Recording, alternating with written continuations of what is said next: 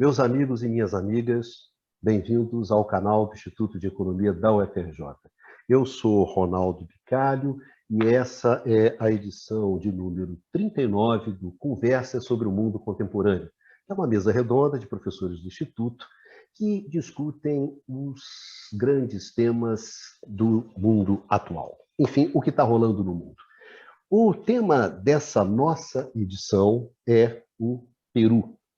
Depois de discutirmos aqui nos programas anteriores a Colômbia e depois o Chile, continuamos ainda nos Andes, continuamos ainda nos países andinos e desembarcamos no Peru, que nesse mês de junho, teve a sua eleição presidencial.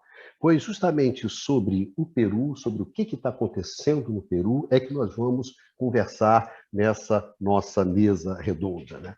O Peru, que comemora 30 anos de neoliberalismo, um modelo extrativista, abertura comercial, desregulamentação e flexibilização do mercado de trabalho, privatização, privilégios tributários para as grandes fortunas e grandes empresas, enfim, aquele receituário clássico neoliberal na América Latina. Então, uma das estrelas do neoliberalismo latino-americano, o Peru. Em contrapartida, uma coisa que marca também muito o Peru durante esse tempo todo, nesses últimos 30 anos, é a corrupção. Dos 6 presidentes peruanos, todos os 6 últimos presidentes foram acusados de corrupção. Alberto Fujimori está preso. O Mala e PPK, que é o Pedro Pablo Kuczynski, estão em prisão domiciliar. Alan Garcia se matou, quando estava para ser preso pela polícia. O Toledo saiu pagando fiança e se refugiou nos Estados Unidos. E o Vizcarra, o último, foi empichado sob alegação de incapacidade moral. Então, para se ter uma ideia, mais ou menos, de como é que é essa questão da corrupção no Peru. Outra coisa, mesmo a dona Keiko Fujimori, que disputou o segundo turno da eleição peruana com o Pedro Castilho, puxou 15 meses de cana, tá certo? E dona Keiko, na verdade, está em liberdade condicional. Então, isso dá uma ideia do esquema peruano. Pois bem, então, num país caracterizado por essa questão, que era a questão do neoliberalismo, do forte, bastante radical neoliberalismo, junto com processos de corrupção que acompanhavam todos esses 30 anos, desembarca a nossa conhecida Lava Jato, só que a nossa Lava Jato peruana. Bom, mas foi a consequência de você, nesse caldeirão, ter jogado uma operação como a Lava Jato, como nós conhecemos aqui no Brasil. Foi um completo desmonte institucional. A decomposição política, partidária, institucional. Para vocês terem uma ideia, ano passado, o Peru, durante uma semana, teve 3 presidentes durante uma única semana. Então, o que você observou no Peru também foi esse desmonte institucional. Dentro desse contexto, a gente desembarcou nas eleições presidenciais, uma eleição que no primeiro turno você teve uma fragmentação de votos muito grandes, e quem foi para o segundo turno? A dona Keiko Fujimori e o Pedro Castilho. Pedro Castilho, um candidato, dona Keiko, tradicional, fujimorista, pela 3ª vez tentando a eleição presidencial, e o Pedro Castilho, que era, na verdade, e é digamos assim, um candidato improvável, um outsider, um índio, um professor, liderou as greves dos professores de 2017, se tornou uma figura conhecida. Enfim, um homem de esquerda, em termos de costume conservador, mas aquilo que se poderia chamar do Peru profundo. Esses 2 foram para o segundo turno, houve uma radicalização muito grande, e, ao fim e ao cabo, quando se encerraram as apurações, na verdade, o Pedro Castilho ganhou da Keiko Fujimori por 44 mil votos. Isso num colégio eleitoral de 25 milhões de eleitores, dos quais 19 milhões compareceram às urnas. E disso, 44 mil foi a diferença do Pedro Castilho para a Fujimori. Vocês podem achar que 44 mil é pouco, né? Poxa, então foi muito pouco votos. Para vocês terem uma ideia, na eleição anterior, de 2016, o PPK, né, que é o Pedro Pablo Kuczynski, venceu a própria Fujimori por 40 mil votos, 41 mil votos, ou seja, menos do que a diferença agora nessa última eleição. E, no entanto, diferentemente do que está acontecendo agora, o PPK foi reconhecido a sua vitória com uma semana, embora fosse 40 mil votos, né? Os 44 mil votos do Pedro Castilho, ao que parece, ainda não foram suficientes para declarar a sua vitória. Então, as eleições foram no dia 6, né, no dia 6 de junho, e hoje nós estamos no dia 23 de junho, né, às 23 horas, e até agora a vitória do Castilho não foi reconhecida. Então, é esse país, é esse Peru, o Peru marcado pelo forte neoliberalismo, o Peru passado pela corrupção, marcado pela decomposição institucional, marcado por uma radicalização eleitoral e, nesse exato momento, sem se saber bem para onde é que se vai esse país. Então, é uma experiência super importante que está acontecendo na América Latina e é sobre isso que a gente vai conversar hoje. Vamos conversar com a nossa mesa tradicional. Hoje temos grande Eduardo Costa Pinto. Diga lá, Dudu, tudo tranquilo para mais um? Caramba, baixa, esse já é o 39. Né, para a edição 39 de mais esse nosso debate. Tudo bem, Dudu? Bem-vindo, Dudu. Tudo certinho, tudo tranquilo. Bom, além do Dudu, valoroso Numa Mazati. E aí, Numa, tudo bem? Pronto para mais uma rodada?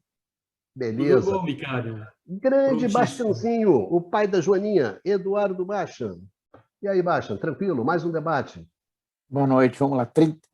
39, né? Edição 39, mais um debate espinhoso, né? Que é o debate sobre o Peru. Pois bem, além do mais, bom, a ausência marcante do nosso valoroso decano, Luiz Carlos Prado, que conseguiu, alguém um dia vai me explicar, quebrar a perna durante o confinamento. Tá certo?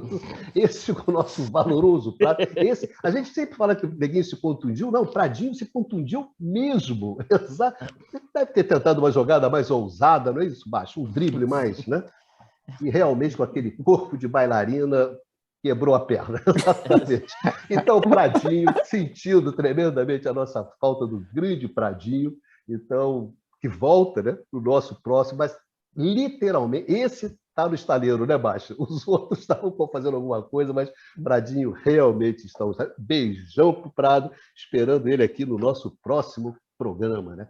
Pois bem, senhores, então vamos lá. Antes de falar nada, olha só, depois de todo mundo colocar esses livros todos atrás, entendeu? Recebi várias queixas, então hoje eu trouxe, entendeu? Peguei aqui uma versão do Don Quixote que o meu irmão deu para mim outro dia, muito bonita, tá vendo? Uma edição maravilhosa. Vou botar aqui para falar, ó, também tem o livro, entendeu? Não tem só aqui a planta que a dona Lúcia coloca. Mas vem cá, Bicalho, eu só estou vendo a caixa. Tá. Cadê o livro? Eu estou vendo a caixa. Ah, até a caixa, mas é bonitona, você tira aqui. Não vou fazer merchandising. Não. Senhores, vamos lá. Dudu, não, lembrando, olha, esse programa aqui vocês também têm no formato de podcast, tá certo? Vocês podem ouvir lá no canal IE-FRJ. Vocês entram com isso aí, que vocês, em qualquer tocador desses aí, vocês acham lá os podcasts lá do canal do IE-FRJ e podem ouvir esse programa. Dudu, começando com você, vamos começar essa roda desse tema, que é um tema muito interessante e com o qual a gente pode aprender bastante, né? Em relação ao termo de Brasil, de que nós podemos ver, etc. É um tema bastante interessante esse do Peru. Assim como foi Colômbia, Chile, Peru também bastante interessante. Dudu, vamos lá. Começando com você essa roda. E eu vou fazer o seguinte, Bicalho, antes da gente analisar a questão eleitoral e antes da gente mostrar essa discussão que você... esses elementos para entender a questão do Peru hoje e o que está acontecendo, eu trouxe aqui, a gente vai debater as dimensões econômicas do Peru. Olhar em termos da estrutura produtiva, dar um pouco do panorama, porque, como a gente já comentou aqui, pouca gente conhece os países da América Latina, especificamente da América do Sul. Então, eu vou apresentar aqui de forma relativamente simples, alguns elementos que explicam a estrutura produtiva, o crescimento econômico, e que eu vou já passar para vocês. O Peru, né, E aqui chama muita atenção, deixa eu colocar aqui para vocês. Primeiro, trazendo um dado que eu trouxe do PIB per capita PPP, ou seja, poder de paridade de compra, para, inclusive, poder comparar. Então, uma tendência aconteceu, e eu trouxe 4 países selecionados, o Chile, que a gente viu no último programa, a Colômbia também, o Brasil e o Peru. A gente observa que o Peru, em termos de PPP, em 2019, está em torno de 12 mil. Aqui chama muita atenção que esses países, ao longo da década dos anos 80, tiveram uma forte taxa de crescimento do PIB per capita em PPP. Né? Percebe que os anos 90 mais ou menos estabilizado, né? No caso do Peru, e essa também é uma tendência de quase todos os países da América Latina, de um forte crescimento, né? Um crescimento bem menor ao longo da década de 2010. Isso porque acho que é importante ressaltar que esses países, os países da América Latina, têm sua estrutura produtiva forte, estrutura produtiva interna e, sobretudo, suas exportações fortemente vinculados à questão das commodities. E ao longo dos anos 2000, como já dito aqui em vários momentos, nós vivemos um boom do preço das commodities dado o efeito China. E isso, sim, também influenciou a dinâmica peruana, brasileira, chilena e colombiana. Tá? E como é que...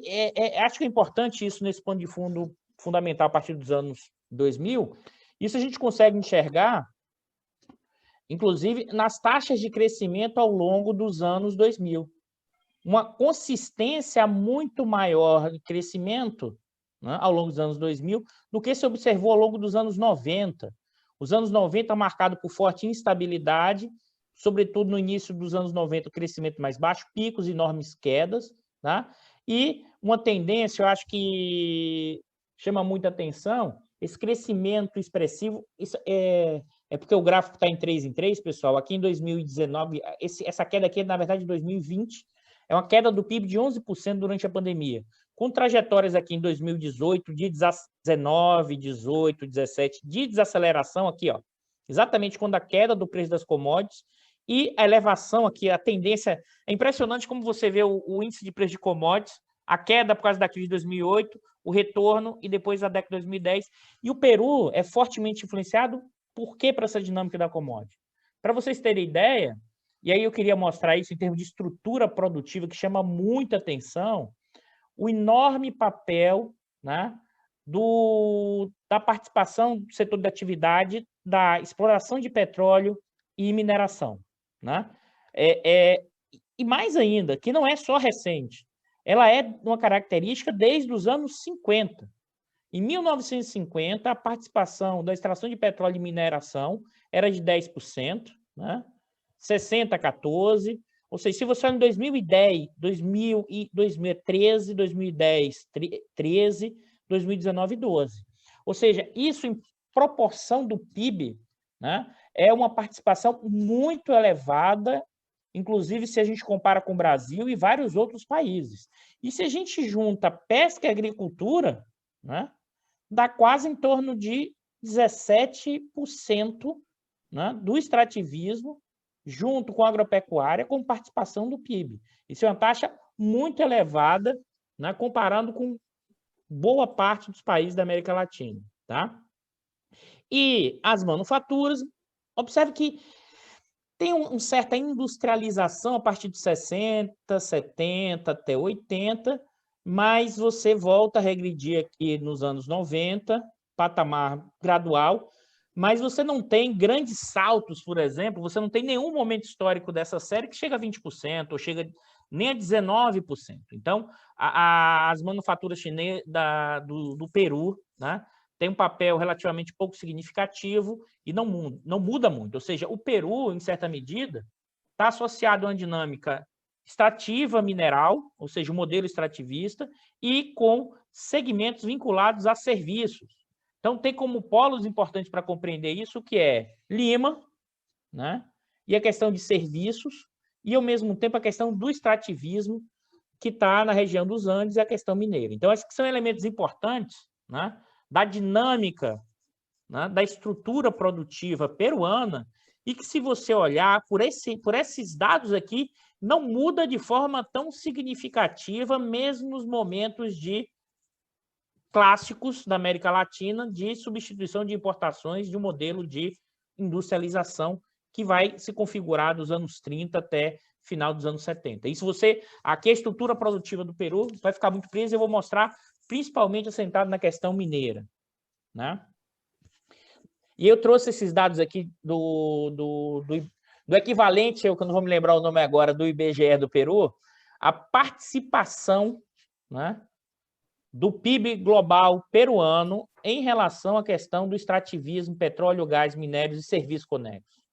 Então, em 2010, em torno de 12%, girando em uma faixa de 12%, 11%, 10%. Evidentemente que isso está caindo ao longo da década de 2010, por quê? Porque você tem a queda dos preços das commodities, a desaceleração dos preços das commodities.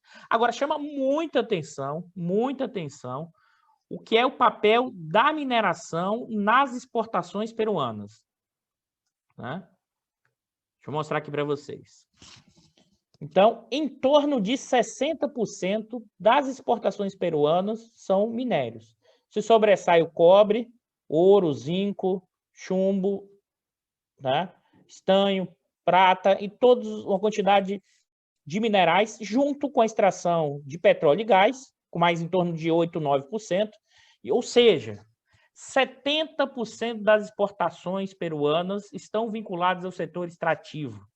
E mais ainda, esse setor extrativo, em que você teve, aí eu acho que o Bicalho comentou com um processo ali nos anos 90 da privatização do setor de minérios, né? E uma entrada forte de empresas transnacionais nesse setor extrativista. E aqui tem um ponto, né, Bicalho, que você também já chamou a atenção até na nossa conversa anterior, que acho que é importante, e esse é um debate importante, que é a questão da infraestrutura, da questão tributária sobre a exportação ou sobre a produção de minérios. O Fujimori estabeleceu uma lei durante o seu governo em que você isentava, inclusive, de imposto de renda as empresas que se instalassem no Peru até o momento que eles recuperassem o seu investimento. Ou seja, você deu um subsídio, né, para o extrativismo internacional e disse o seguinte: você só vai pagar alguns impostos depois que você recuperar todo o seu investimento. Isso gerou, aqui é importante, isso gerou um tipo de abertura comercial que até gerou crescimento econômico em termos do valor adicionado, porque você aumentou o quê? A exploração de minerais, mas você, em contrapartida, não arrecadou o equivalente para gerar distribuição de renda. E como você tem uma estrutura em que a mineração é pouco intensiva em trabalho, não gerava ganhos nas regiões onde você gerava mineração e sem ganhos tributários. Observe que eu queria chamar a atenção que o Peru foi um dos poucos países que não reverteu nos anos 2000 a questão tributária sobre os minerais. Porque na América do Sul, aquilo que vários autores vão denominar de um novo nacionalismo de recursos naturais, você tem mudanças tributárias, você tem mudanças de nacionalização, que o caso clássico é o da Bolívia, com a nacionalização da produção de gás. Você tem mudanças, inclusive no Brasil, de conteúdo local, né? E algumas mudanças tributárias em termos de royalty, né? E o Peru não fez nenhuma mudança da legislação anterior na geração para arrecadar o maior volume de tributos, para gerar um processo de quê? De transferência de renda maior.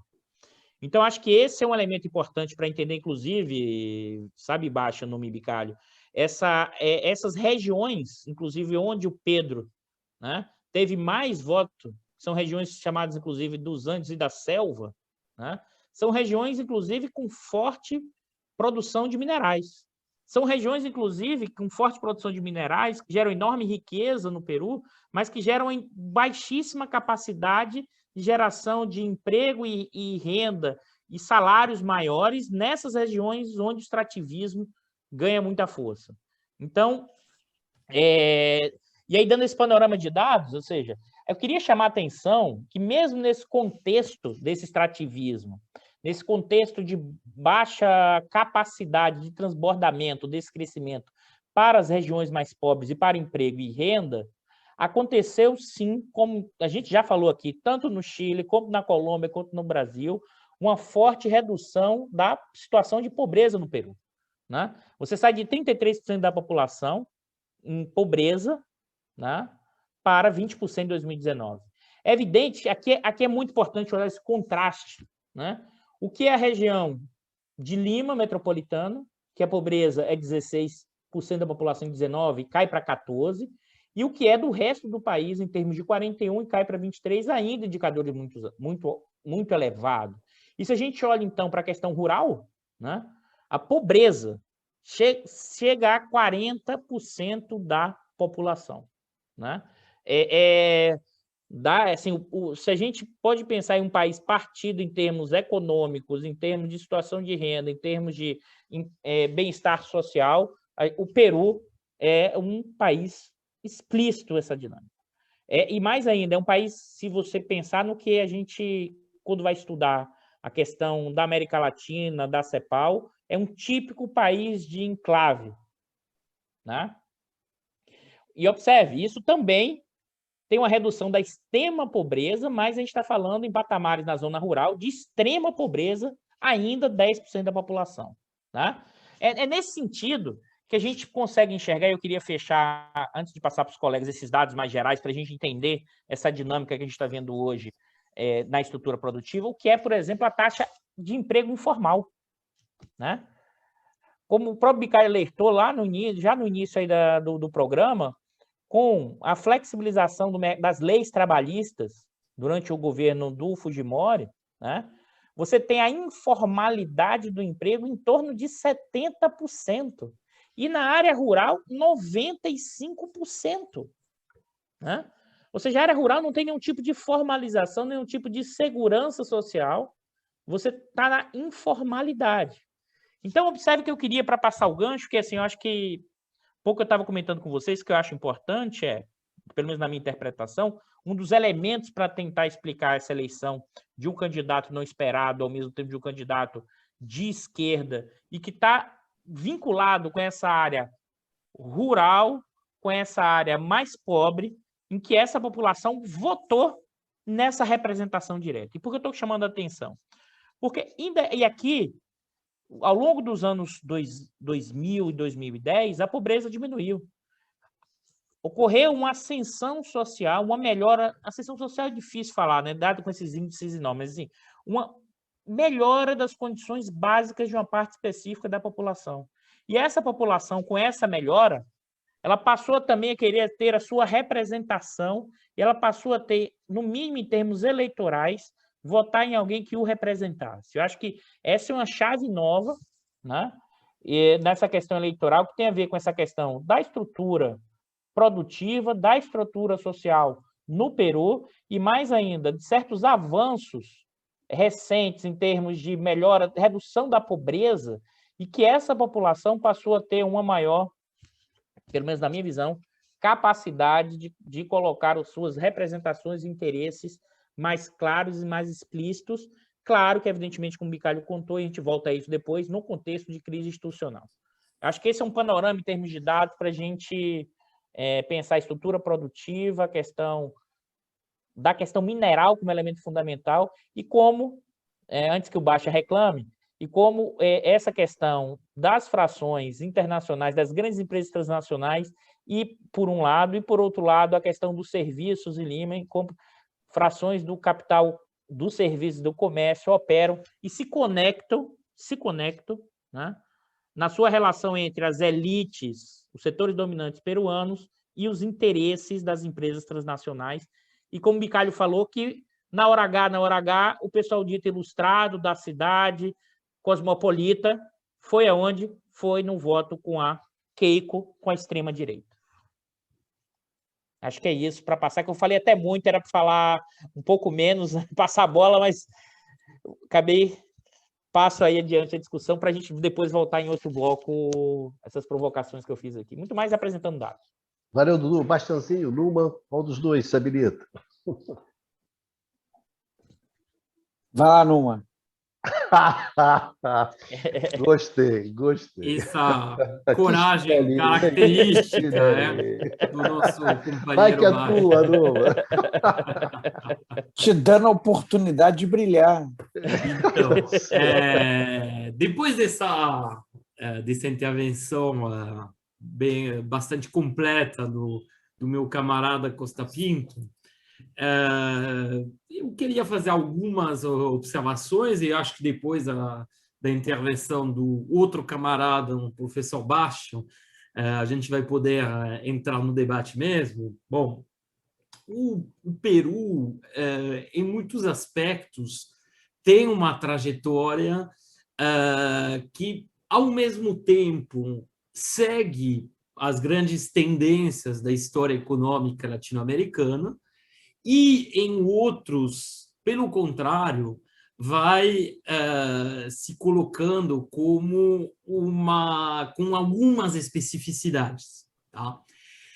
Nesse sentido, só voltando um pouco atrás, na história, o Peru assim chegou até entre meados da década de 60 e meados da década de 70, particularmente no governo do general Velasco Alvarado, entre 68 e 75, um período mais desenvolvimentista, mas que já durou muito menos do que em outros países latino-americanos. Ele teve, nesse período também, uma ditadura militar.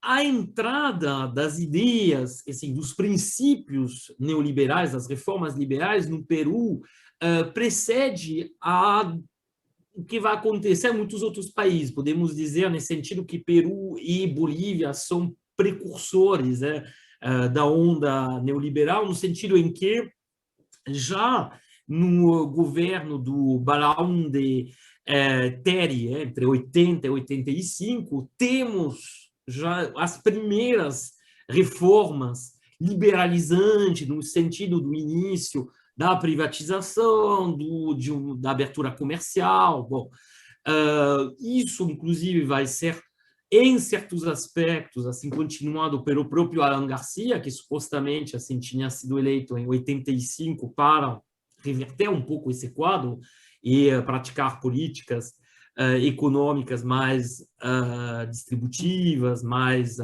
orientadas para assim, as classes mais baixas da sociedade, socioeconômicas mais baixas da sociedade.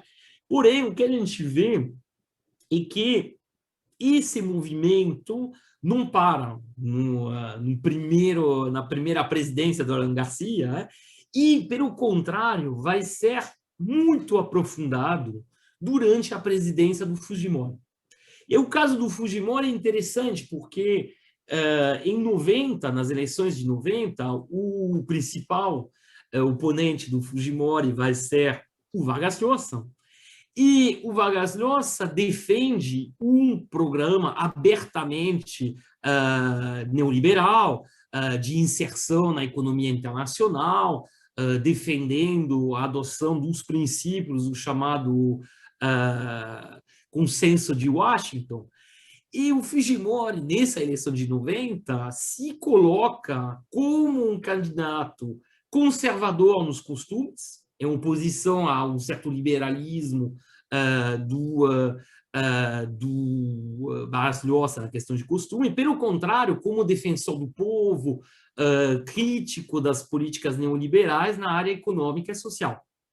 Só que, apenas eleito, o Fujimori faz uma reviravolta completa e se torna um grande defensor dos princípios neoliberais.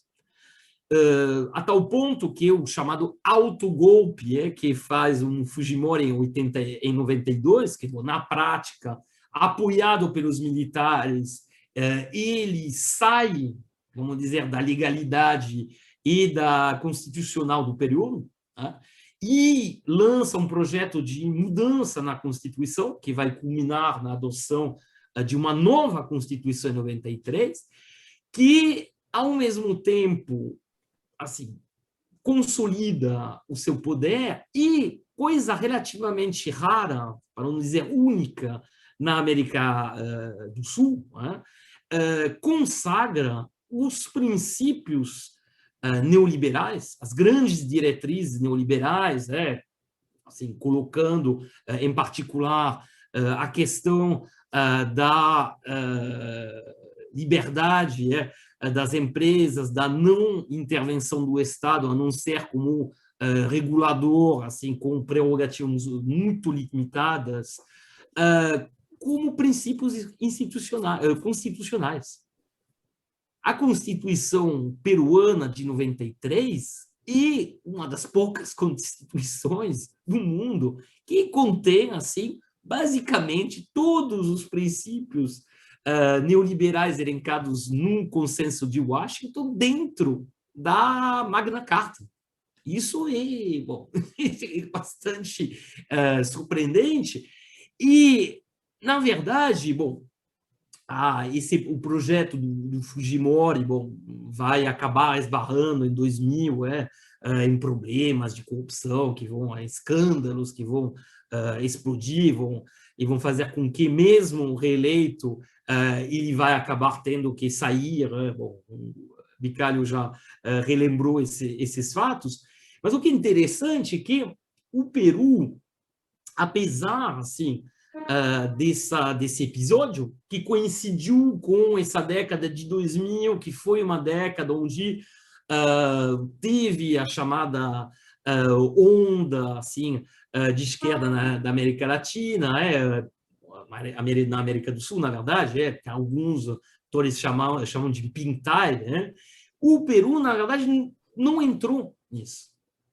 Se você olhar a eleição de candidatos que supostamente teriam um programa assim, mais, vamos dizer, marcado à esquerda, como foi, como em particular foi o caso do, como se chama?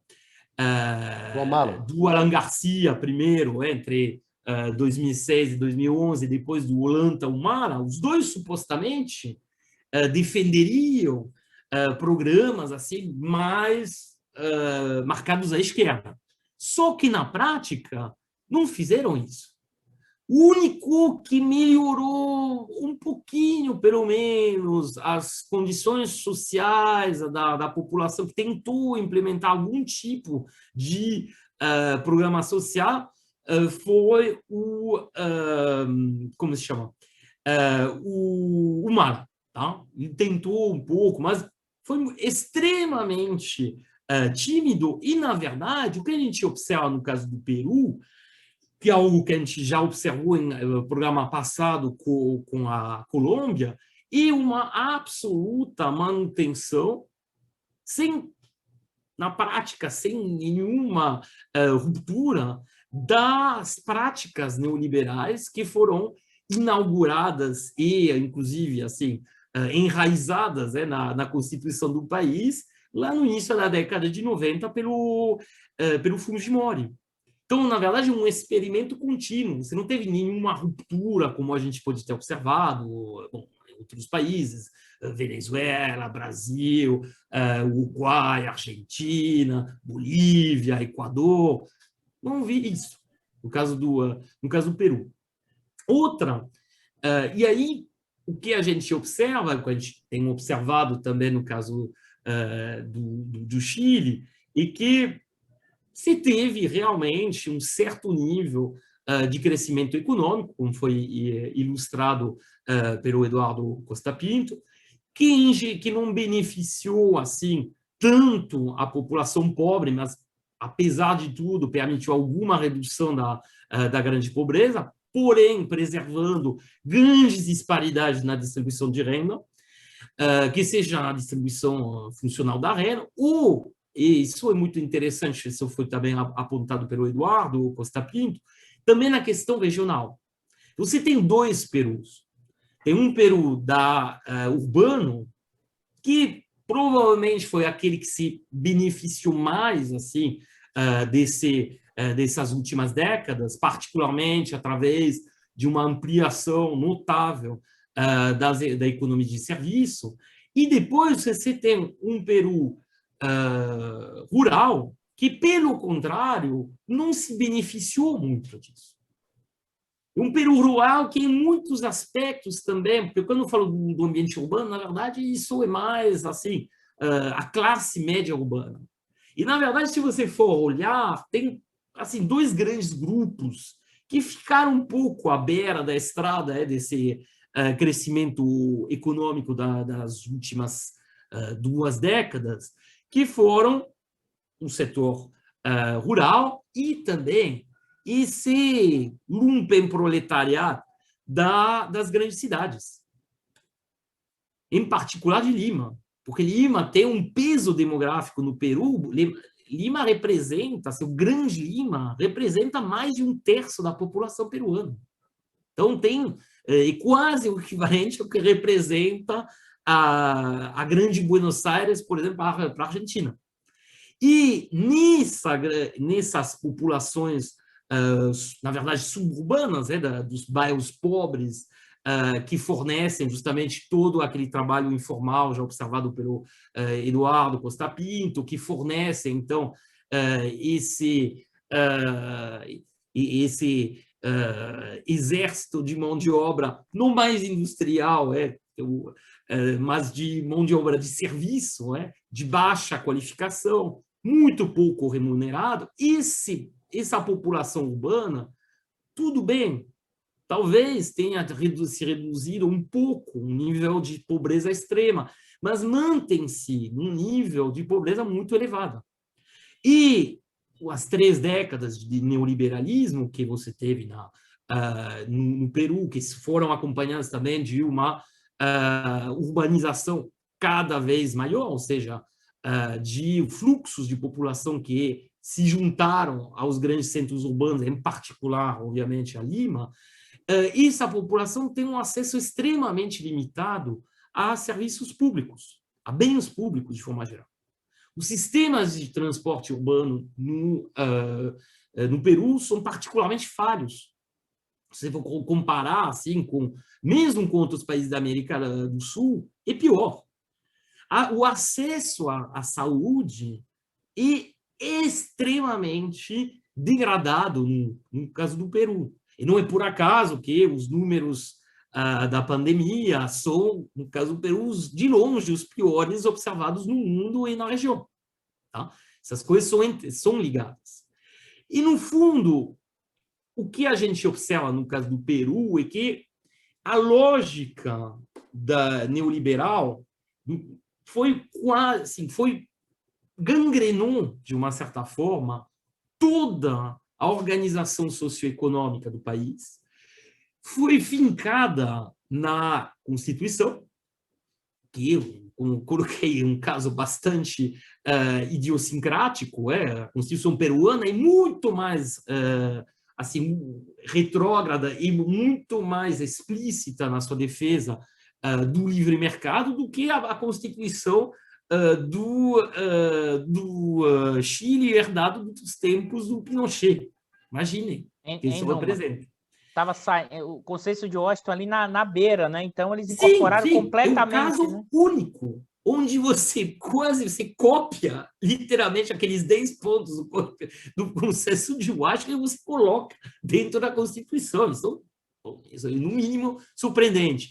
E um ponto que eu acho uma observação, assim, uma provocação que eu vou fazer para meu camarada Bastian, que adora ser provocado, e o seguinte: o Peru, apesar de ter ostentado, particularmente nas últimas 2 décadas, taxas de crescimento acima da média regional, e muito acima do que a gente observou, por exemplo, no caso do Brasil, ou seja, de ter tido esse sucesso a priori do ponto de vista macroeconômico, e aí o Eduardo vai detalhar um pouco as características dos mix macroeconômico que caracteriza o Peru.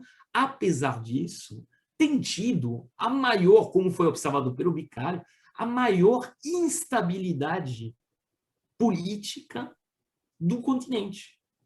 tem tido os governos com maior nível de rejeição, com presidente na cadeia, presidente se suicidando, e candidato que, na verdade, assim, no caso da Keiko Fujimori, está em instância, na espera de julgamento, enfim, uma situação que ilustra um país que, no fundo, tem elementos estruturais de caos. E a gente, bom, foi brevemente mencionado, mas não esqueçamos que a guerra civil no Peru fez quase 80 mil mortos, particularmente através da atuação do Sendero Luminoso. Sendero Luminoso, que inicialmente começa lá na década de 50 como um movimento rural e que vai ganhar no final dos anos 70 pela falta, e aí a gente reencontra a mesma coisa que na Colômbia, um espaço político onde a esquerda e propostas assim mais distributivas, propostas também ligadas a reforma agrária, a inclusão de uma parte da população, não tem espaço na vida política e, portanto, se manifestam através de guerrilha. E lá também temos o fenômeno dos paramilitares que se manifestam. Temos 80 mil mortos, temos um movimento que ganha os espaços urbanos, e não é por acaso que aqueles dois grupos, onde inicialmente, pelo menos, o Sendero Luminoso encontrou maior apoio, que são os espaços rurais, aqueles trabalhadores rurais, microproprietários que muitas vezes são expulsos, são vítimas dos grandes proprietários, de um lado, e aqueles explorados, aquele lumpen proletário urbano do outro, eram, inicialmente, pelo menos, grandes pontos de apoio do Sendero Luminoso. E quando a gente olha essa última eleição, essa eleição que acabou de acontecer, o Castillo, quais são os dois grupos que apoiam o Castillo? Justamente esses. São esses... Oi.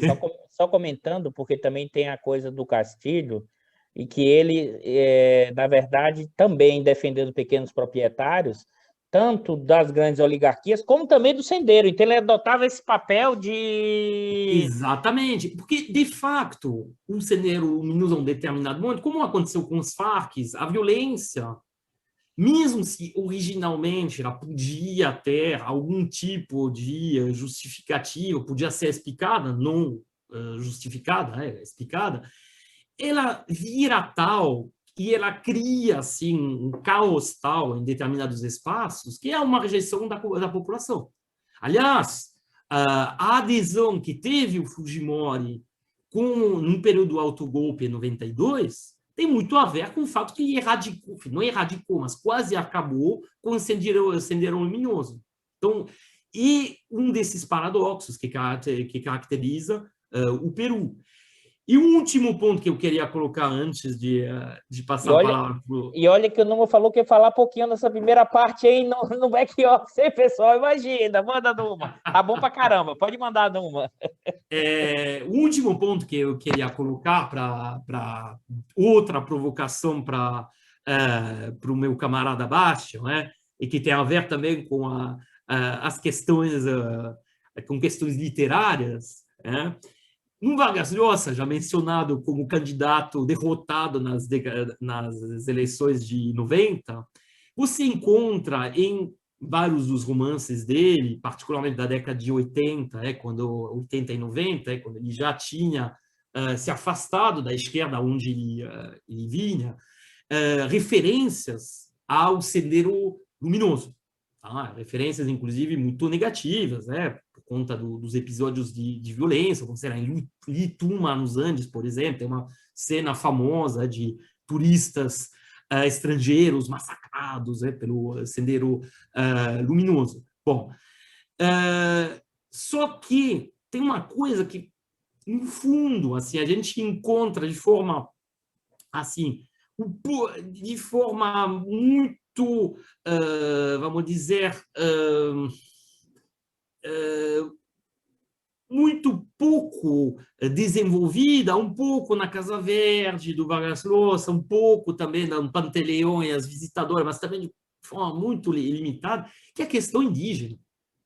O fato que você tem, no caso do Brasil, isso entra também na questão das eleições e entra também nessas questões socioeconômicas e de distribuição de renda.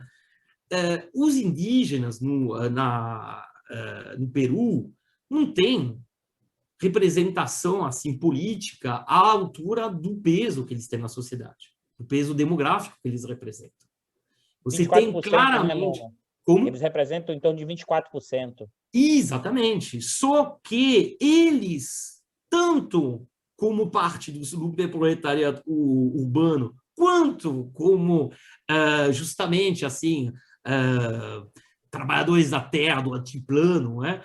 Eles, em ambos os casos, são os mais explorados, são os mais os menos contemplados pelos bens públicos, e são sistematicamente, por exemplo, se a gente pega as reformas mencionadas já do regime de exploração mineira, você vê que isso legitima, por exemplo, a expulsão de comunidades inteiras, e com, assim, compensações, no mínimo, assim, irrisórias, e, na prática, inexistentes. Tá? E, justamente nessa eleição de agora, o que vimos? Vimos que, quando o resultado, bom, que está sendo ainda contestado, mas que provavelmente, assim, a tendência que seja, no final das contas, aceito, da eleição do Castilho, quando esse deu, assim, imediatamente após a votação, as primeiras sinalizações de contestações da Keiko Fujimori, esses camponeses do altiplano, não só o camponês, mas também nessas pequenas cidades, comunidades, etc., e eles foram para Lima. Tem essas imagens impressionantes, assim, de fileiras de quilométricas, né, com bandeiras, porque pela primeira vez, não talvez, um Maia também tinha suposição um pouco, mas lá de forma muito mais clara, eles têm voz, eles acham, pelo menos, eles têm a percepção que eles vão ter esse espaço. Isso é uma questão assim que permeia e que explica até uma parte da polarização, tá? Que a gente observa no caso do Peru. Passar a palavra para o camarada Bastian, que vai nos atualizar sobre a parte macroeconômica. Ô, Bastian, como é que ele fala depois dessas breves... Né? Brevíssimas, hoje foram brevíssimas. Como diz o Numa, né? Depois dessas breves comentários, depois voltarei a isso. Né? Já que eu fui breve, depois eu retornarei. Né? Hoje também o Numa deixou um bocado de pegadinha para você, Baixa. Se vira aí, viu? Vai, não, a macroeconomia, se vira. Eu tô pensando aqui que talvez fosse melhor ter falado antes. Não, agora é hora de brilhar, irmão. É o seguinte, ele passou a bola e você passou a bola para ele e ele mandou o lançamento de 3 dedos para você fazer o gol. Agora se vira. Com efeito. Então, Eduardo, de onde vem esse crescimento do Peru? Então? Bom, tentar dar um encaminhamento, né, para as provocações, né, feitas pelo Numa, né, dando continuidade também à discussão já colocada pelo Dudu e pelo Bicalho. Na verdade, a escolha do Peru como tema do programa de hoje, né, ela foi muito feliz, né, tanto do ponto de vista do que está acontecendo lá agora, né, quer dizer, do ponto de vista de discussões do mundo contemporâneo, que essas eleições tão controversas, né, colocam naturalmente o Peru como um tema de discussão muito atual, né? Mas, adicionalmente, né, do ponto de vista aqui do nosso programa, pela sequência, né, de países da América Andina, tá? Colômbia, Chile e agora o Peru. E por quê? Né? Por um aspecto também que aí me cabe falar, né, aqui no programa de hoje, que é o fato de que esses 3 países são apontados, né, pelos mercados internacionais, por organismos internacionais, como os exemplos, né, a serem seguidos. Né? Curiosamente, justamente, Colômbia, Chile e Peru são apresentados como os países que têm uma gestão macroeconômica exemplar. Né? O Peru, né, assim como Colômbia e Chile, também como o Brasil, adota um regime de metas de inflação, adota esse regime, passou a adotar depois do Brasil, na realidade, no começo dos 2000. Lá é um regime muito rigoroso, com uma meta muito baixa, extremamente baixa de inflação, de 2%, tá, hoje em dia, com um intervalo também pequeno de 1% para mais ou para menos. Tá? E onde regras, né, um país onde regras de austeridade fiscal são um elemento importante, né, e eles procuram seguir à risca. Tá? Então, eu acho que um elemento muito importante a destacar é esse descolamento que existe entre essa imagem e esse julgamento de organismos internacionais, dos mercados financeiros O Baixa congelou, pessoal. Acho que o Baixa caiu. internacionais O e a camarada realidade Bastian concreta congelou. do Baixa, país. um momento. Do ponto de vista... Dá, Não, Baixa, eu tô ouvindo vocês. dá para você eu tô ouvindo repetir? vocês. Dá para você repetir um pouquinho aí que você estava falando? Travou. Tá, Travou. A sua última frase. Tá, bom, é o descolamento, então, Isso. entre essa imagem, né, muito positiva, essa imagem de bom aluno, né, de um caso exemplar, né, que é transmitida, que é passada por organismos internacionais e pelo mercado, tá, com a realidade concreta do país, né, com a realidade objetiva que a população desse país, ou a grande maioria da população desse país, enfrenta. Né? Pegando agora o gancho com os dados que o Eduardo Costa Pinto apresentou, né, com os dados de pobreza, né, em particular no campo, a péssima distribuição de renda, o grau absurdo de informalidade no mercado de trabalho. Tá? Então, a questão, né, que se coloca, e acho que aqui eu estou até me repetindo em relação por exemplo, a nossa discussão na Colômbia, né? Quer dizer, faz algum sentido, né, enxergar esse país com essas características como um país exemplar? Né? Não faz, né? Não faz. E aí, na realidade, aqui pegando a ponte com Numa, né, quer dizer, existe uma dívida social enorme. Né? Existe uma dívida social enorme. E agora, talvez tenham encontrado nesse candidato, no Castilho, uma representação efetiva, em particular o pessoal do campo. E aí, bom, não é de estranhar também a resistência que está ocorrendo, né, em relação à vitória dele.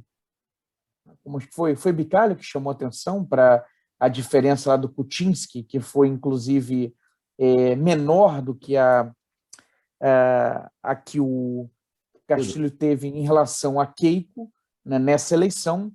E, bom, já temos aqui um espaço de tempo considerável desde as eleições e a vitória dele ainda não foi reconhecida. Então, é uma situação que se coloca, então, desse choque, né? De um choque pesado entre esses 2 Perus, né? Enfim, e acho que, ao final, terão que se render à vitória do Castilho, mas é uma situação de tensão e que acho que expõe, né, essas fissuras e contradições peruanas. Obrigado, Bastian. Tem uma coisa interessante que eu queria levantar com vocês, diz respeito ao seguinte: você tem uma situação no Peru onde você tem, né, um modelo neoliberal dos últimos 30 anos. Esse modelo vem vindo, né, se desenvolvendo. Por outro lado, você tem a questão da corrupção, sempre rolando, de uma maneira ou de outra ali. Aí, dentro desse contexto, você coloca a Lava Jato. Eu acho interessante isso, né, Dudu? A gente que conversa muito sobre essa questão no Brasil, né, sobre a Lava Jato como um mecanismo de destruição institucional, né, de desestabilização institucional, que a gente brinca, né, de balançar o barco e, a partir dali, você ter poder econômico, poder político, a partir daquela balançada, na verdade, a partir da ameaça às instituições. Só que você coloca isso dentro do Peru. Né? Você coloca isso no Peru. No Peru você não tem um governo de esquerda, não é isso? No Peru você tem alguma coisa ali. Então, eu acho que os caras levaram a Lava Jato, né? A Lava Jato chegou a ser até, um certo momento, a Lava Jato peruana, né? Como estava o Odebrecht presente, era uma sucursal de Curitiba, não é isso? Lima era uma sucursal de Curitiba. E o que você acontece? Você começa a ter o esfacelamento das instituições, né? Você pega, já eram por um frágeis, lado... né, Bicalho? Hein? Que já eram frágeis, né? Frágeis. Então você tem, por um lado, você pega o Alan Garcia, como, né, o Numa chamou a atenção, né, que era um cara mais à esquerda. Por outro lado, você pega a Fujimori também, a Keiko, não é isso? Então você começa a utilizar aquilo como um instrumento, né, dentro do jogo da disputa de poder econômico e política. Os caras começaram a usar aquilo. Então você começa a ir fragilizando, né, fragilizando o tecido partidário, o tecido político, você desmonta o sistema político, né, e você chega, então, à situação que você chegou. Né? Então eu achei interessante, Dudu, essa questão, né? Os caras não sabiam bem o que eles estavam colocando para dentro de casa, entendeu? Que foi a questão da Lava Jato, da Odebrecht, né? O próprio, quer dizer, você acertou o Alan Garcia, acertou a Keiko Fujimori, e você acertou, que também era questão da coisa, Odebrecht, e acertou o presidente que era o Kozinski, não é isso? Que era o PPK também, você acertou os caras. Então teve uma capacidade de destruição assim que é uma coisa muito significativa. Então isso eu achei uma coisa interessante. Uma outra coisa que é clarérrimo é o seguinte, é a partir do momento onde você define o segundo turno, a elite, a mídia, todo o poder econômico, todo mundo vai para Fujimori, para Keiko. Eu acho que quem melhor representou isso foi o Vargas Llosa, porque o Vargas Llosa ele tinha um conflito, né, aberto com o Fujimori há 30 anos. Há 30 anos. Foi quem o derrotou, né? Vargas Llosa foi candidato à presidência e perdeu para o Fujimori. Isso, e depois foi perseguido, né? Teve que se exilar, acho que em Madrid, etc. Quer dizer, teve um conflito, as famílias, né? Que é bem típico latino-americano, né? Tinham um conflito. Mas, no entanto, agora, no segundo turno, quer dizer, o filho do Fujimori estava presente no encerramento da campanha da Keiko. O Fujimori deu o apoio, certo? Diante da ameaça da venezuelização, de transformar o Peru numa Venezuela, mas o Fujimori só representou esse movimento. Todo o poder econômico, a mídia, o comportamento da mídia faz você sentir assim, saudades da mídia brasileira, que é uma coisa inacreditável. Eu ficava acompanhando as eleições, vendo o El Comércio, né? Se você entra na página do El Comércio do Peru, não tem nada. Hoje, dia 23, não tem o nome do Pedro Castillo. É inacreditável, não tem o nome do Pedro Castillo. Parece que estão esperando montar um golpe, né, Bicalho? Parece que estão querendo dar tempo para estruturar um golpe. Para se estruturar uma solução que não seja o Pedro Castillo, sem contar aquelas coisas tradicionais, né? Se ele indicar o ministro da Economia, o presidente do Banco Central, tá certo? Que é de confiança, então a gente deixa ele assumir. Assim, escrito, assim, uma carta aos peruanos, não é isso, o Bastianzinho? Até que eu estava comentando. Não, só para terminar uma coisa, curtozinho, rápidazinho, para você ter uma ideia, né? Você, inclusive, por exemplo, você teve demissão de jornalistas. Demissão de jornalistas, por exemplo, da TV América TV, né? Você teve 10 jornalistas demitidos 8 de junho, 2 dias depois da eleição, porque os caras não aceitaram aquele... Caramba, o cara ganhou, não dá para... Você está me entendendo? Para sentir o grau da pressão que você tem em torno daquilo. Ou seja, diante... Tá certo? Porque uma coisa é você reconhecer 40 mil votos de vantagem do PPK, que é economista, branco, banqueiro, neoliberal. Tá certo? Outra coisa é reconhecer a vantagem de 44 mil do Pedro Castilho, que não é dos nossos. Que não é dos nossos. Então, eu fiquei impressionado assim, quer dizer, mas embora a gente veja esse tipo de manipulação, né, no Brasil, em outros países da América Latina, mas no Peru foi assim, uma coisa inacreditável. Assim, baixo, era assim, jogadores de futebol da seleção fazendo campanha pela Keiko. Tá certo? Foi muito jogo contra o Pedro Castilho, foi muito pesado. Então, para ele ganhar, meu amigo, para ele ter ganho, você vê o grau, né, Dudu, de bronca que a galera tinha com o andar de cima, como o Dudu gosta com o andar de cima peruano. Então, eu achei interessante. E para só terminar, uma última provocação, que é o papel da esquerda peruana, representada lá pela Verônica Mendonça, não é isso? Acho que é a Verônica Mendonça. Que era quem, na verdade, estava cotado ali por vir pela esquerda, etc., etc. Que, segundo algumas interpretações, Dudu, fez aquele tradicional movimento, vou para o centro para ver se eu, né, aumento as minhas possibilidades. E perdeu. E perdeu, porque a galera não estava afim de conversa. O pessoal está procurando um centro que não existe mais na América Latina, nem no mundo, quanto mais na América Latina. E para botar uma última, a pandemia, né? Um desastre. Desastre. Você vê o Peru, né? Mortos por milhões, o Peru está aqui em cima, rapidinho, só para mostrar para vocês aqui, fazer aqui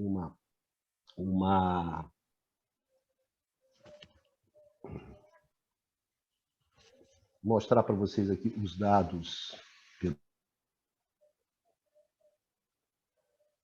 Você mutou, Bicardo?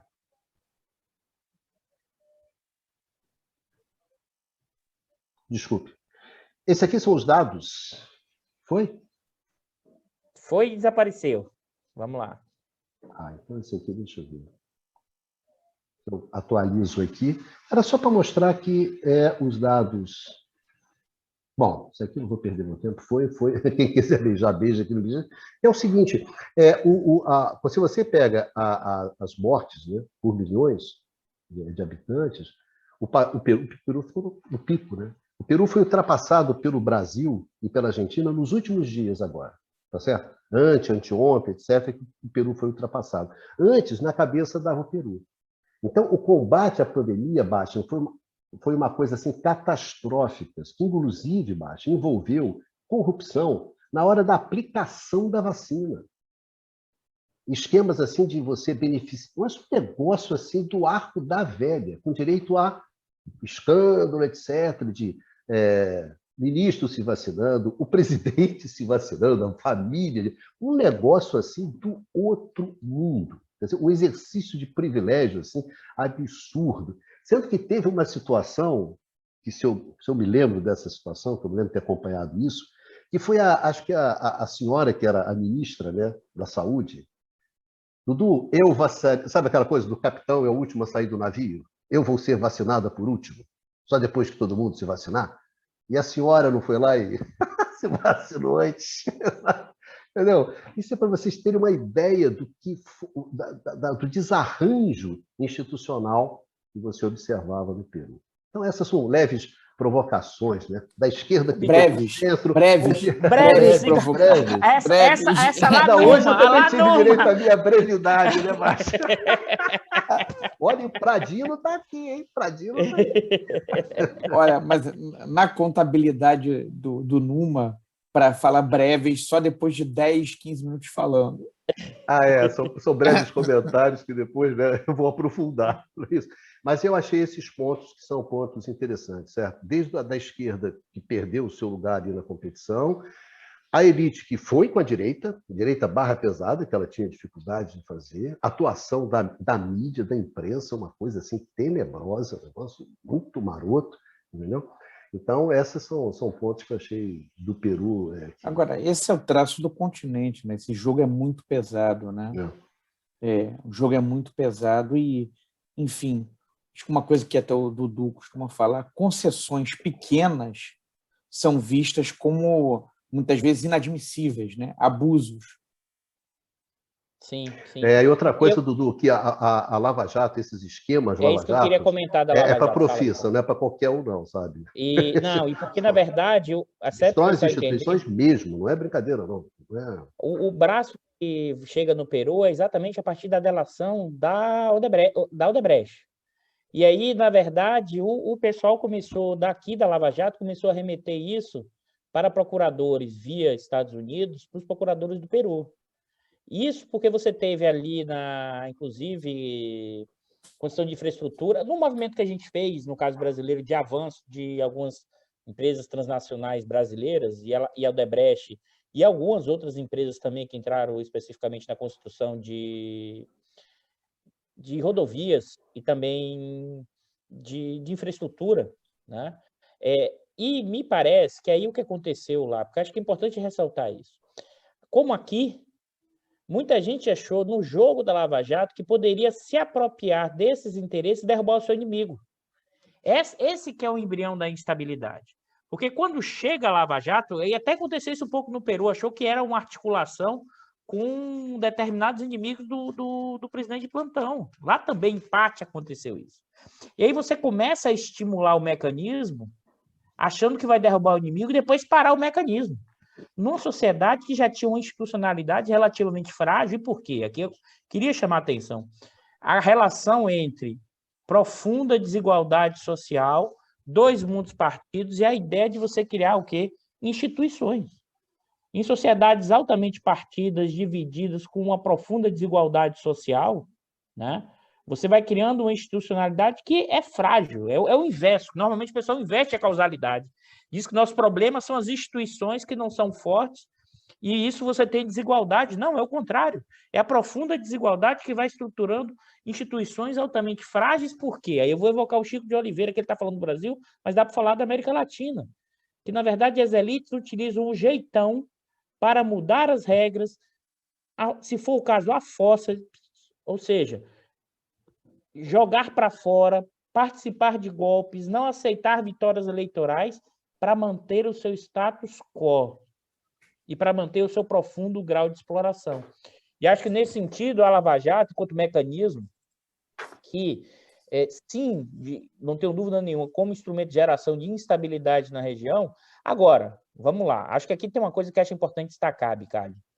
O mecanismo e a lógica da guerra híbrida, jogada a partir de informações, você joga a instabilidade, e os Estados Unidos, ou quem jogou, não fica controlando o movimento. O movimento vai sendo potencializado ou não, dado que as institucionalidades, as fragilidades, e quando cada ator desse acha que vai ganhar o jogo para derrubar o outro. Então, utiliza o mecanismo, né? Essa é uma característica do que é uma guerra híbrida aí, nesse sentido norte-americano para a região, e quando você chega no Brasil, vai espalhando. E quem disse que você... Qual o sentido de parar? Nenhum. Né? Uhum. A fragilidade dos países da região gera fragmentação. E essa fragmentação gera maior capacidade de dominação. Isso é estratégia clássica do pessoal da questão norte-americana e toda a discussão de dividir para reinar, né? Que agora esqueci, diga, Noma. Eu queria fazer só algumas observações. Mas segue. Também queria. Vai, segue aí, já passei, vai. A esse processo. Bom, primeiro, tem uma especificidade, vamos dizer, do caso, como se chama, peruano, e que não é tanto uma especificidade, na verdade, mas é que o Vizcarra, quando, como se chama, quando durante a presidência do Kuczynski, eu vice-presidente, tá? Do Kuczynski, e o Vizcarra, ele vai ser, na verdade, ele vai apoiar muito fortemente esse movimento da Lava Jato peruana. Inclusive, quando ele participa ativamente, bom, aí qualquer semelhança com outros países, assim, não é mera coincidência, né? Ele participa, assim, de forma protagonística ao impeachment do Kuczynski, tá? E ele recupera ele aparece como um senhor limpo, né, nessa história, assim, ele vende pelo menos essa imagem. E aí história, e aí depois vamos fazer outras observações, mas a história do Vizcarra é interessante, porque, na verdade, o Vizcarra, como que ele surge na política? Ele vem de uma região, assim, que é uma província, que é o chamado departamento de Moquegua, né? Não sei como pronuncia em português, né? Onde, em 2008, se dá um grande debate sobre a repartição dos royalties do cobre. Porque, basicamente, você tem duas regiões no sul do Peru, que, por acaso, fazem fronteira quase com o Chile, onde se concentram as maiores explorações de cobre. E essa região, da qual o Vizcarra era o governador, né, na época, se sentia alisada. E, de fato, se você observa, bom, começa a receber menos royalty, aí isso coloca vários programas locais assim, de investimento, sociais, etc., em risco, e aí tem uma mobilização. E o Vizcarra consegue organizar essa mobilização popular para reverter esse quadro e acende dessa forma no espaço público peruano. Sempre, isso é uma constante, com essa figura do grande Salvador. Essa coisa que, assim, o Astúrias, o Miguel Ángel Astúrias, chamava de, como se chama? De proto-caudilismo. Você tem um velho caudilismo, mas você tem sempre essa ideia do Salvador, que é uma constante assim no espaço latino-americano, não é por acaso que o romance do caudilho é quase que um gênero em si da literatura latino-americana, Você tem um general no Labirinto, Garcia Marques, O Astúrias próprio é o senhor Vargas Llosa, presidente, né? tem uma festa La Fiesta del Chivo, do bode, enfim, todos esses grandes autores. Então, você tem essa ideia de uma figura providencial. Só que o caso do Peru é extraordinário porque é permanente. Você tem o Alan Garcia apareceu dessa forma quando surgiu, o Maia também, como se chama? O próprio Fujimori, obviamente, e o Vizcarra vem disso. E se a gente for olhar, no fundo, tem um certo... O Vizcarra, ele surge através de um conflito social, como é o caso do Pedro Castillo. Pedro Castillo, como já foi colocado pelo Bicalho, também surge a partir de um evento, assim, uma figura meio desconhecida, que rompe no cenário nacional, e sempre com essa pinta de Salvador. E aí, o caso do Vizcarra é que o Vizcarra achou que ele ia conseguir capitalizar em cima dessa lava-jato, como se chama? Dessa lava-jato peruana. Só que aí teve duas coisas.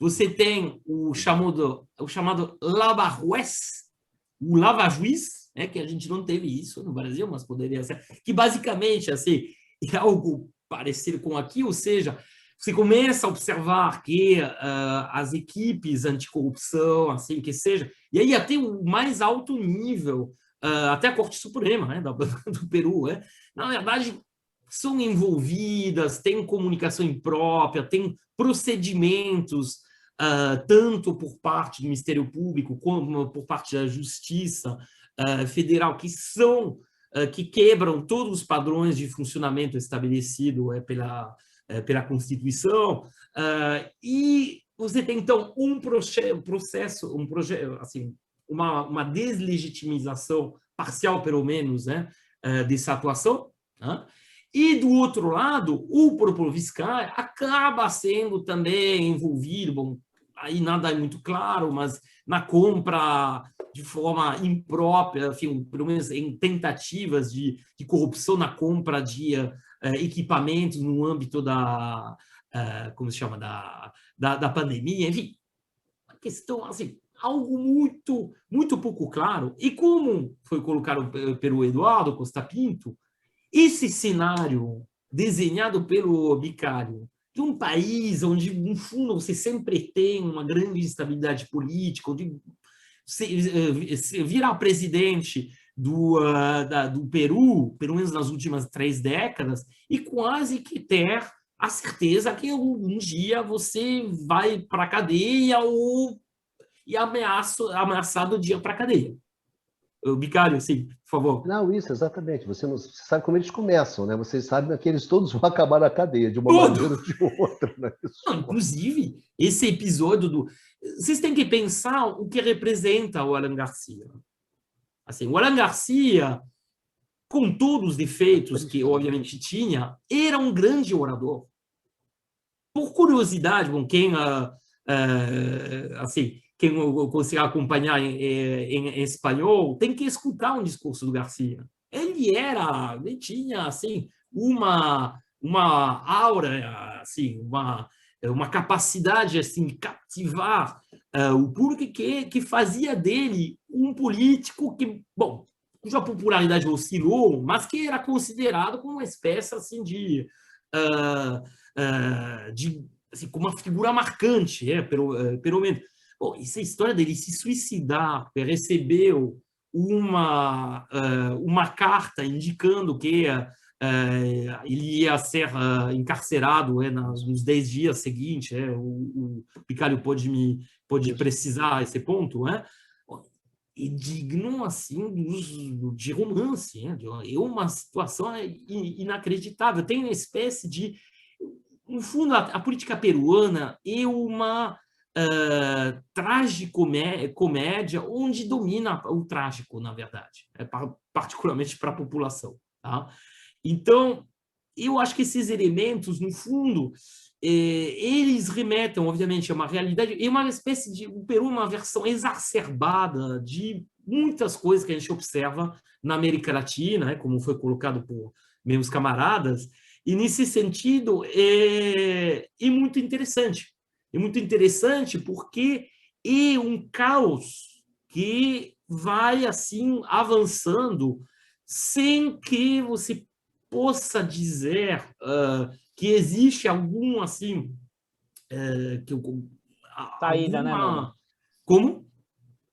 Tivesse alguma saída possível. Isso, exatamente. Porque, por exemplo, a gente já falou do México. O México, em muitos aspectos, a questão de segurança é bastante caótico, obviamente. Você tem, inclusive, um monopólio da violência, que é, em parte, abandonado a organizações criminosas ou proto-criminosas. Bom, algo que a gente observa também no Peru é porque a cultura da coca lá, infelizmente, ocupa também uma parte não negligenciável da produção agrícola, no espaço rural, só que você nem tem assim o papel organizador que pode ter os Estados Unidos, no caso do México. México, assim, não é um completo caos, como parece que está ficando cada vez mais o Peru. Tá?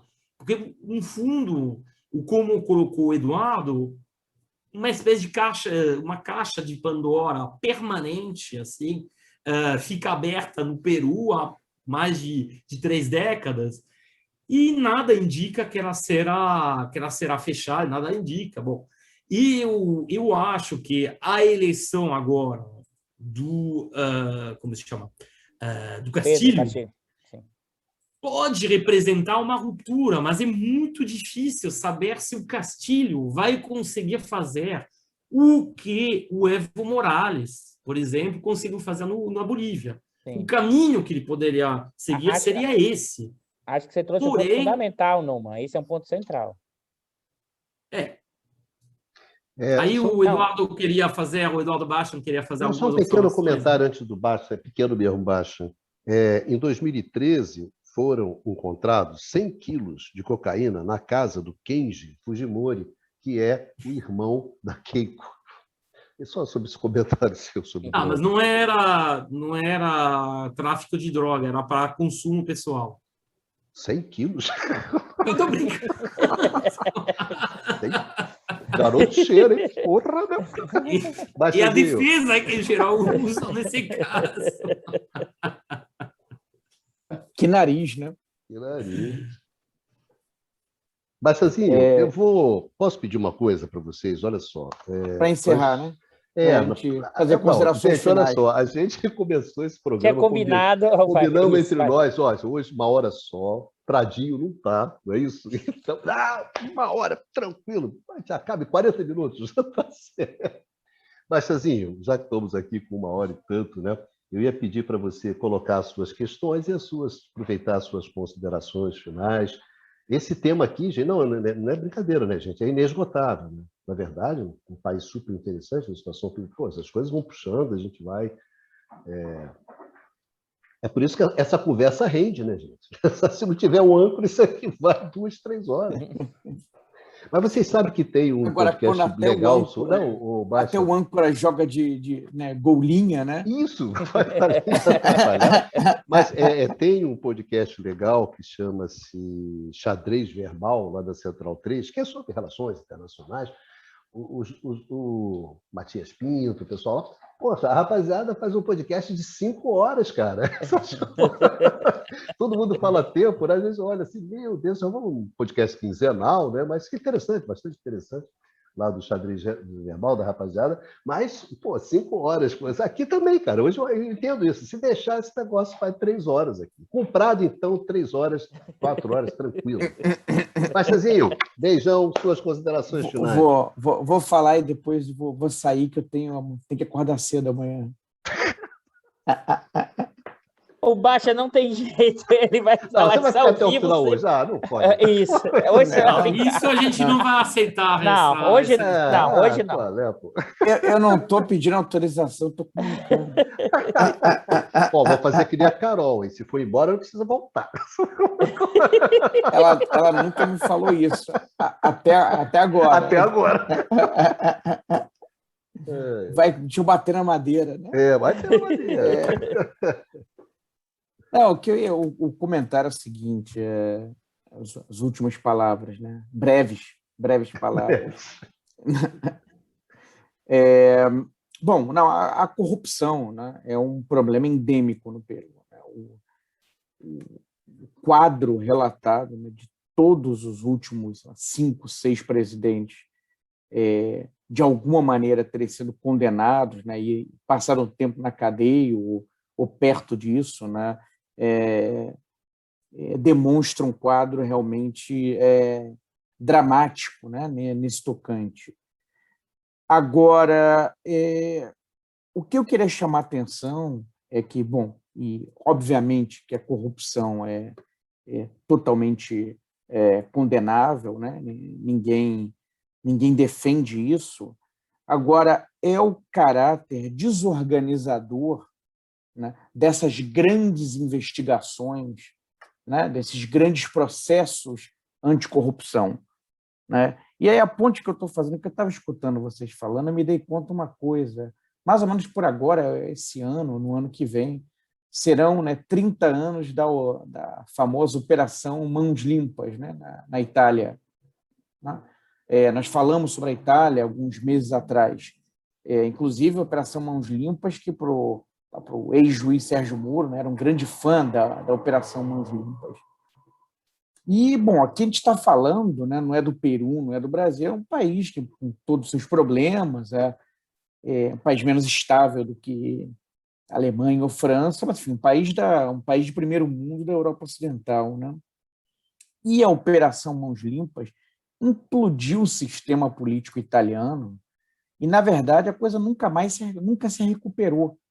Né? Agora, você tinha um sistema que, com seus problemas, enfim, e tinha problema, sim, de corrupção, isso é verdade, mas que vinha ali do pós-Segunda Guerra Mundial com uma certa estabilidade. Né? E o sistema implodiu, você tem partidos que têm vida curta e se fundem com outros, tá? Quer dizer, isso, levou a ascensão da figura do Berlusconi, tá? E, na verdade, a combinação da mãos limpas com o neoliberalismo, né, com as medidas ali para entrar na zona euro, né, essa combinação de escândalo de corrupção com o neoliberalismo, né, implodiu o sistema político por um lado e, na verdade, levou o país para a estagnação. E isso a gente está falando de um país europeu. Agora, você pega isso e coloca, né, na América Latina, né, com instituições muito frágeis, né, o efeito que processos dessa natureza têm é devastador, né? Teve no Brasil, né, e está tendo, e pode ainda pior, num país como o Peru, que tem instituições ainda mais frágeis, uma institucionalidade ainda mais frágil, ainda mais débil do que a brasileira, né? Eram essas as considerações finais que eu tinha a fazer. Deixar aqui um abraço, então, para os amigos, né, e para o nosso público, né? Aliás, Bicalho, tem uma coisa, o pessoal pediu lá do Chile, né, que colocasse os textos, né, que tinham sido mencionados. Eu tinha que passar vou passar isso, né? Valeu. Pagar essa dívida. Pagar essa dívida. Tá? É isso aí. É isso. Um abraço a todos. Brigadão. Valeu teve jeito, boa noite, ele foi bom dia, né? Não teve aquela jeito, coisa, ele né, vai que embora dizem... mesmo, bom né? dia, meia-noite. Vou mesmo, né? Dizer, amanhã já é hoje, né? Amanhã já é para variada. Estamos na madrugada. Pô. Parece É programa da Nelson Alves, que ninguém vai conhecer, mas tudo bem, na madrugada. Meu amigo e minha amiga. É isso. Tchau, tchau, Dudu, pessoal. Valeu, Bechão. Vamos lá. Beijaço. Dudu, suas considerações finais. Vou tentar ser breve, porque a gente Como é que o Baixãozinho foi embora mesmo? Foi, ele não tem jeito, não. Rapaz. Ele não tem jeito, não. Não adianta. Não, vou falar com a mãe dele. Vou falar com a mãe dele, pode deixar. Vou falar com a mãe dele e vou reclamar. Vai lá, Dudu. Encerra aí. Eu acho que eu vou encerrar, na verdade, com a vitória do Pedro, né? O que é que significa essa vitória? A gente não sabe ainda, como o Numa alertou muito bem, se ele conseguirá ou não levar a cabo metade das propostas dele, ou 1/3, ou 2/3, ou o que é que ele conseguirá levar adiante, dado que ele propôs. Porque durante a campanha ele está propondo reestatização da questão mineral, e hoje isso já virou mudança tributária, e não estatização, como o Numa bem alertou, do que foi a questão na Bolívia. Mas eu queria destacar, por quê? Independente aqui do que vai acontecer daqui para frente ainda, acho que a vitória eleitoral traz um sinal, uma perspectiva que acho que é importante para pensar a América Latina hoje, e especificamente a América do Sul. Eu até conversando aqui com os colegas antes, eu acho que tem uma mudança importante no mínimo eleitoral.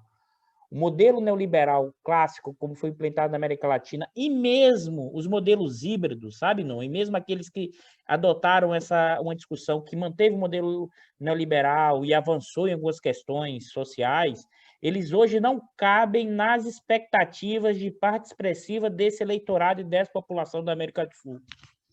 Tá? E por que isso? Aí, novamente, eu vou voltar um pouco do que eu falei na primeira fala e vou talvez detalhar um pouco melhor. É que, mesmo com toda a concentração de renda nesse período, mesmo com todas as questões, mas você teve crescimento econômico. E esse crescimento econômico, sim, gerou uma incorporação de segmentos importantes da sociedade a sair da condição de miséria absoluta. Porque aqui tem que é a miséria absoluta.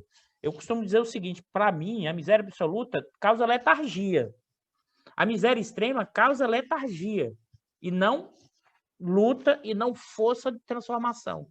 Como você teve aqui um soluço, que é muito pouco, dada a profunda desigualdade peruana, né?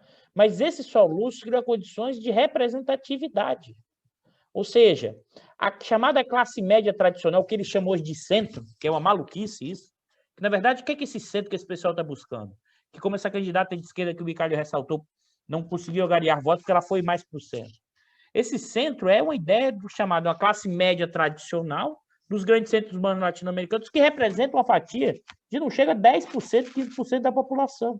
E que ela, junto com setores dominantes, conseguiu direcionar, transformar a sua visão passar diretamente para a população, e a população voltava com essa representação. Aquilo que o Numa falou, o Fujimori foi o candidato dos despossuídos no Peru, né? Como, em certa medida, o Collor foi dos despossuídos, dos descamisados no Brasil, de nada a ver com a representação e com suas conexões. E a gente tem observado movimentos, ou quer seja, como a gente viu no Chile, que é da mudança constitucional, ou do que a gente está vendo agora, do que é uma votação da população das regiões mais pobres, votando no candidato que tem uma plataforma de representá-los e contra os interesses mais estruturais. Não tem como fazer aquela conciliação que alguns movimentos se viu no caso latino-americano, porque, no mínimo, eleitoralmente, você não tem mais voto. No mínimo, eleitoralmente, você não tem mais voto. Porque ficou mais explícito ainda a profunda sociedade partida latino-americana e essa população que conseguiu ascender um pouquinho, mas a outra, do topo, subiu muito mais. Mas essa subidinha aqui gerou a perspectiva de que eu quero mais, eu quero a minha representação, eu quero também fazer parte dessa sociedade, me tornar um cidadão dessa sociedade, eu quero também me sentir um representado e um representante dentro da estrutura peruana desses 20%, 24% que são indígenas e que não estão representados. Eu acho que aqui tem eu costumo dizer isso, tem uma mexida de placa tectônica do que é mesmo que seja corporação pequena, sabe, no Mibicalho que está nos assistindo, mas isso gera um horizonte enorme, porque a miséria extrema gera letargia. E esse primeiro soluço, e as pessoas vão querer em perspectiva. Acho que esse é um cenário importante, e aí o quanto o Pedro vai conseguir avançar, aí é muito mais agora o desejo do que ter capacidade de avaliar nesse cenário de profunda incerteza, nesse cenário em que os setores dominantes peruanos são um retrato dos setores dominantes da América do Sul e da América Latina e que não consideram o povo como pertencente à mesma espécie do que eles são. Consideram como seres de segunda, terceira ou quarta classe e basta ver, preferiram se aliar com a extrema-direita peruana do que se aliar com quem? Com um camponês, pobre, professor de escola secundária, né, que caminhava 15 horas para dar aula em escola secundária, não, pessoal, escola primária, no interior, caminhando 15 quilômetros para conseguir dar aula para a população mais pobre. Então, esse cidadão, ele é o quê? Um perigo comunista, ele é... A questão social na América Latina é uma questão de polícia e assim que opera os setores dominantes, e o Peru é a expressão muito clara desse processo e que necessitará lutas longas em um momento de incerteza do que está por vir. Dudu, o Pedro é um homem que mora numa casa de chão, né, de terra batida, né? Para você ver, um homem extremamente simples. Obrigado, Dudu. Beijaço. Valeu pela sua contribuição. Grande Numa Mazati. Vai lá, Numa. Dá o seu encerramento. Bom, tampouco me avançaria numa tentativa de futurologia, né, em relação ao que vai acontecer, mas o que eu acho que a gente tentou fazer hoje é mostrar, ao mesmo tempo, as idiosincrasias do caso peruano e como ele se insere, obviamente, no contexto latino-americano, em particular sul-americano, onde a gente tende a observar assim, fenômenos bastante parecidos, né? Tanto do ponto de vista econômico, quanto social ou político. E tem um elemento que caracteriza a economia peruana, que, na verdade, se reflete justamente nessas questões sociais e políticas, que é a existência de uma característica identificada lá atrás pelos autores fundadores do estruturalismo latino-americano, que é a existência de uma profunda heterogeneidade estrutural no Peru. Ou seja, você tem a coexistência na economia peruana, como foi apontado lá no início do programa Peru Eduardo, quando ele fez a análise setorial, né, da economia, de setores modernos que correspondem assim ao setor exportador, o setor mineiro exportador, o setor agrário exportador, né? Tanto na produção vamos dizer, de produtos agrícolas, quanto na produção também de produtos agrícolas transformados, de bens da indústria agroalimentar, e depois com também um setor de serviço moderno, e ao lado disso você tem esse subemprego, esse desemprego disfarçado, essa oferta ilimitada de mão de obra, já identificado pelo Arthur Lewis em 54, característica dos países em desenvolvimento, desses países, que corresponde a uma parte significativa do setor agrícola, onde você tem uma intensidade de capital muito limitada, você não teve modernização, você tem uma produção ainda muito tradicional, com uma população rural muito pobre. Você tem muito desemprego também disfarçado, muita gente a ser empregadas em atividades de pouquíssima produtividade, em atividades que, em última instância, nem deveriam existir no espaço urbano. Então, tem muito emprego doméstico, por exemplo. Isso também aparece retratado bem assim, por exemplo, nas obras literárias do próprio Vargas Llosa, que foi referido, pelo menos na fase onde ele era mais progressista, até a década de 70, e não mudou. Não mudou. Assim, você não teve assim, uma diminuição significativa do emprego doméstico. No caso do Peru, como você pode ter observado, por exemplo, na maior parte dos países latino-americanos, como foi observado, obviamente, no Chile, na Argentina, mais ainda, no Uruguai, mais ainda, até no Brasil, assim, na década de 2000 até meados da década de 2010. Tá?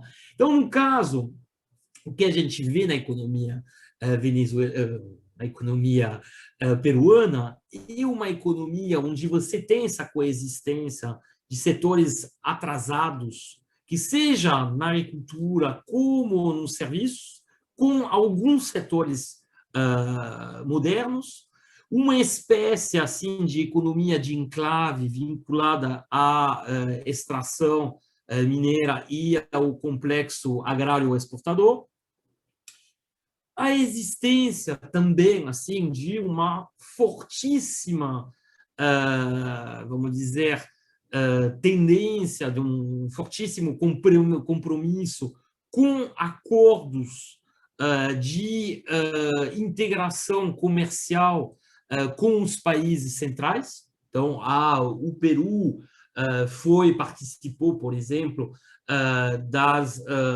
era um dos principais protagonistas entre os países andinos dos acordos chamados acordos transpacíficos, que foram carregados durante a presidência do Obama, ou que foram meio interrompidos pela presidência do Trump, mas que, ao que tudo indica, podem ser retomados com o Biden, que são acordos de livre comércio. Então, o Peru tem claramente essa tendência integracionista, que é defendida, obviamente, por um amplo espectro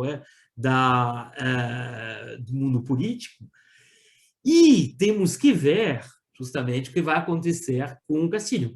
O Castillo, como foi colocado pelo Eduardo Costa Pinto, originalmente, assim, tem, a priori, pelo menos na plataforma eleitoral dele, uma proposta que é muito de repartição das riquezas mineiras, em particular. Bom, aí, visivelmente, a nacionalização seria abandonada para, vamos dizer, adotar uma maior tributação, justamente, desses recursos.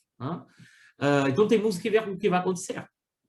Não sei o quanto assim isso vai se materializar por programas sociais, programas de distribuição de renda, programas também de fornecimento de bens públicos através de infraestrutura de transporte, de um melhor acesso, o acesso pelo menos de maior qualidade, né, a serviços de educação, serviços de saúde, que são fundamentais ainda mais nesse contexto de pandemia. Então, vamos ver o que vai acontecer. No fundo, o que a gente poderia imaginar é que o Peru, em certo aspecto, deveria seguir, como já coloquei, a via boliviana. Mas isso acontecerá? Não sabemos. Veremos. Obrigado, Numa. Eu acho que, vendo esse programa, né, um determinado eixo, eu sempre imagino o Peru, né, quer dizer, você tem a questão do neoliberalismo, a corrupção e o desmonte das instituições. Eu acho que nesse momento, Numa, quer dizer, o Peru tem diante de si escolhas, né? A sociedade peruana tem escolhas a serem feitas, né? Uma escolha é você seguir nesse desmanche. Você seguir nesse desmanche das instituições, na fragilização das instituições, o que levará a conflitos, fragmentações, processos bastante preocupantes. Uma outra alternativa é você fazer uma recentralização, né, Dudu? Uma recentralização autoritária, o que também teria impactos bastante significativos no Peru. Que a Keiko chegou a cogitar isso. Exatamente. Então, de você fazer uma recentralização de poder e você reconfigurar uma institucionalidade, né, antidemocrática, autoritária, excludente. Essa é uma escolha que você pode fazer. E outra, sim, isso é o fujimorismo, né? Na verdade. A volta daquele fujimorismo, né? Mais radical, né? A terceira etapa, né, do Fujimori. E, finalmente, eu acho que tem a proposta do Pedro, que é uma proposta... Bom, a proposta ele passa um pouco sobre a proposta chilena, que é a questão de uma Assembleia Nacional Constituinte, né? A ideia de você fazer uma reconfiguração, uma refundação de uma institucionalidade mais democrática, popular, né, soberana. Então, eu acho que o Peru está diante dessas escolhas, né? E que diz respeito também de quais serão os caminhos que a democracia vai seguir na América Latina. Mas, Dudu, acho que o Peru não é o único para o qual serão colocadas essas escolhas na América Latina, né? A gente não pode falar, que nem o coitado do Peru, né? Que nem a velha piada do sapo que é convidado para a festa do céu, onde não pode entrar bicho de boca grande, né? Então o sapão fala, coitado do jacaré, né? Tá certo. Então é mais ou menos isso que a gente vai fazer com o Peru. Não, o Peru não está tão distante da gente, né? E as escolhas peruanas não estão tão distantes das nossas escolhas, das escolhas colombianas, né? Como a gente viu, das escolhas do Chile, das escolhas da América Latina. Cada vez fica mais difícil você compatibilizar um sistema econômico, um capitalismo acelerado 4.0 com a democracia. Pelo menos aqui abaixo do Equador, essa questão é uma questão que está sendo colocada. Então, no mínimo que a gente espera é que a vontade do povo peruano seja respeitada, né? Aquela vontade que foi expressa nas urnas seja respeitada. A democracia não só abaixo do Equador, também já dando sinais de esgotamento acima da linha do Equador, dado esse capitalismo 4.0 também no centro. Que é a grande discussão desses conversas, né? Esse conversa sobre o mundo contemporâneo só conversa sobre esses tempos de capitalismo turbinado e de desigualdades geradoras de conflitos, né, políticos, econômicos bastante acentuados. Senhores, um beijão para todos, um enorme abraço, um agradecimento aos nossos amigos, às nossas amigas, né, que nos acompanham aqui nessa. Manda o pessoal, quem ficou até agora, Bicalho, marcar o sininho, marcar o sininho. É isso aí, né? Dê o like, etc. Quem aguentou ficar até o final, tem que ser essa altura. Do cara, né? Tem que ouvir isso. É isso aí. Um beijão para todos, um beijão para todas. E a gente se encontra aqui no canal do Instituto de Economia da UFJ, nos conversas, né? Nesse nosso programa, que é o Conversa sobre o Mundo Contemporâneo. Quer dizer, um beijão a todos, se cuidem e vida que segue.